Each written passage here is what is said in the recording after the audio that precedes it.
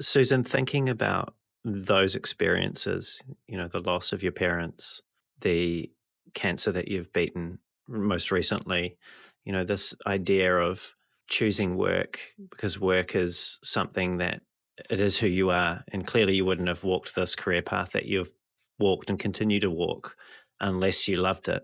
You wouldn't have given so much to the field.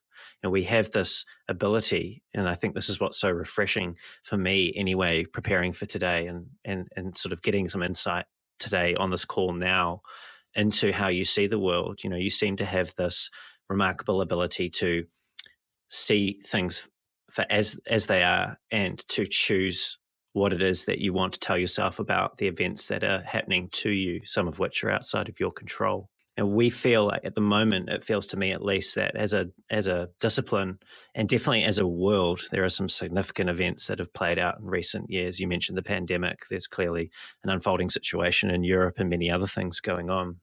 What is the story that we're telling ourselves at the moment, though, as a field of design of human factors, that we could be telling ourselves a different story, or that maybe not serving us as well as it currently is? Yeah, I so love the way you put that.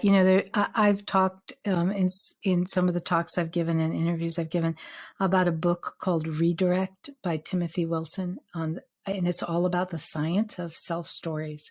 And I just have seen so many times, and the science is there, that the stories we tell ourselves have a profound impact on what happens. The stories drive our behavior. And so it's important, I think, on an individual level, and then also, like you asked, what about on an industry level, the whole field we're in. It's so important to step back sometimes and look at what is the story. What is the story? If we're telling ourselves a story that, UX designers and researchers, we don't have influence. We don't have authority. We have to do what the rest of the team wants. The product managers, control everything, or whatever the story is, whatever the story we're telling ourselves, that will be what we'll react to, that, and our behavior will reflect that.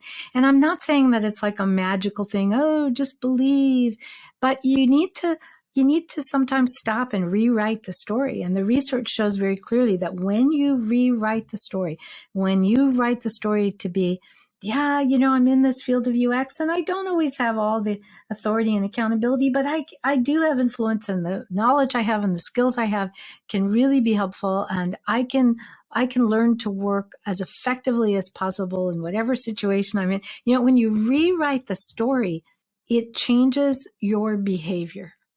And when your behavior changes, that can, not always, but that can change the behavior of the people around you. So I would definitely, in your personal life, in your work life, I would definitely take time to, and the technique is very simple that Timothy Wilson talks about. You first write the story as you seem to be believing it now. You write the version that says, I'm just a cog in a wheel. There's nothing I can do that influences it. They never listen to me, right? You write that story, and then you say, I'm going to take the same situation, but I'm just going to write a different story. I'm going to take a different viewpoint. I did that with the cancer. One story is, I have breast cancer, and, I don't know what's going to happen, and this could recur, and, I should just assume that this is the beginning of the end, and that whole thing. And then I wrote the story again, which is, hey, I'm very fortunate. I have good medical care. I don't know what's going to happen, but I'm going to live my life to the fullest, and I'm going to take every means I can to see if I can beat this cancer. I just wrote it from a different point of view. And, I'm not saying it changed the cancer. I'm not saying that's what made me cancer free, but I can tell you that's what made me enjoy my life, even in the midst of having cancer, or at least enjoying it a little bit, and appreciating what I did have. So I think that you got to look at the story. And if there's something you're not happy about in your life, go rewrite that story.